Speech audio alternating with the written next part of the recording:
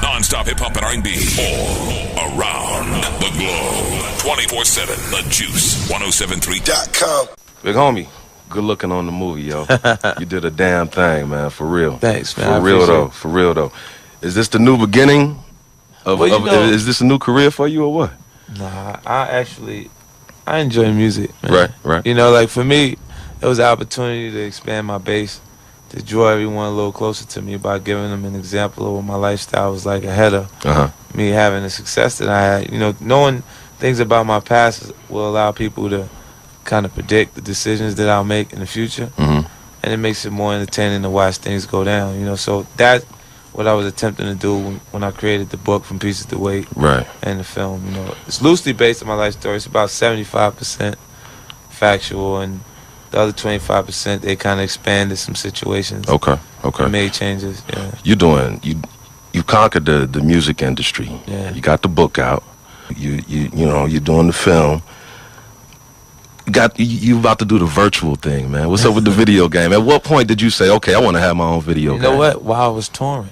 Oh, really? Like, while I was touring, I got a chance to see how interesting it would be to be a part of gaming as a form of entertainment. Because they'll play a game for like 5 hours straight. Like, we'd be on the road and the game would just be burning. Like, the sports games, like NBA Live, Madden and all of that, they'll stay all night. And I'm like, yo, like, I have been approached so many different times by different video game companies to do voiceovers, to be a part of the game, but not actually have the game be based, create the theme and base it, you know, create something totally new.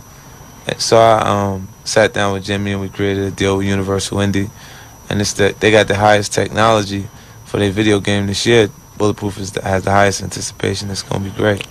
That game, I played it for about an hour and a half today, man, and it's rough. I got to give you props on that. I got to give you props on that. Speaking of game, I want to do some real talk. Yeah. It said, and I talked to Game last week, he said that Dre is going to be working on his new album. Is that going to put a strain on your working relationship with Dre or what? Well, I don't believe Dre will be working on it. You don't think so? No. But if it did, of course it would put a strain on my relationship. Okay. You know what I mean? If you have someone make the decision to try and go against everything that you've been working for. Right.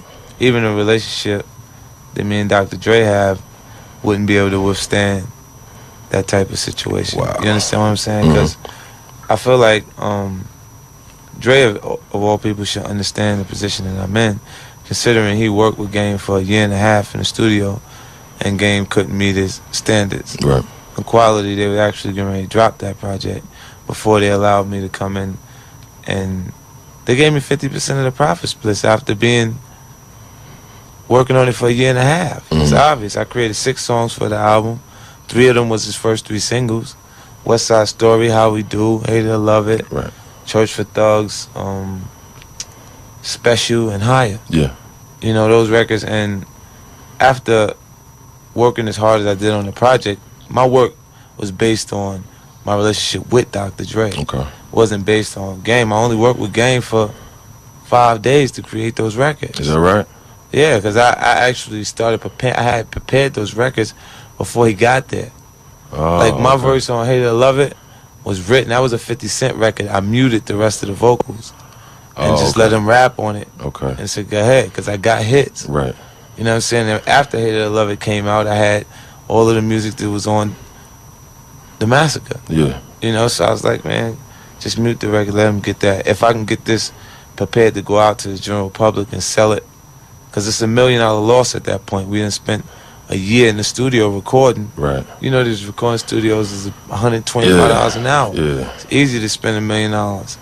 You know, and I turned that $1 million loss into a profit. Sure. And if even Dr. Dre doesn't find my value in that situation enough to remove himself away from the situation, then I can't value our relationship. All right. Keep doing your thug, man. Right. I respect what you do, fam. All right? That's what's up. That's what's up. More than just a radio station. You get a mixture of everything. We're Toledo's entertainment giant. The Juice FM 107.3.